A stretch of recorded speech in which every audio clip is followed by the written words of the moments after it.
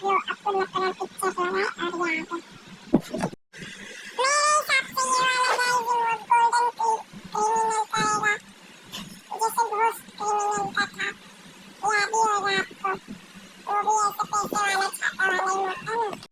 ये next emote Duo emote रहेगा, ये देख ही सकते कितना मस्त इमोट है,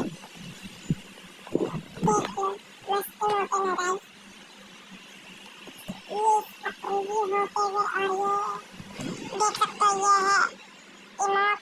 मेरे को लग रहा है ये 8 एनिवर्सरी का आएगा, क्योंकि 8 एनिवर्सरी का थीम इन्फिनाइट आपने बाकी यूट्यूबर्स का देख ही लिया आएगा, देख लो कितना मस्त है ये। और अपन अगले इमोट की तरफ बढ़ते हैं। ये है ईगो P90 का इमोट, देख सकते हो कितना मस्त है, देख लो मस्त है ना, स्केटबोर्ड पे बैठे और ये उड़ गए, वो देखिएगा क्या मस्त था। पार्ट 2 के लिए लाइक करें जिसमें हम पूरा रिव्यू दे देंगे आपको, सब्सक्राइब लाइक हो जाना चाहिए, ये वीडियो का लाइक एम रहेगा 100 लाइक और व्यूज रहेंगे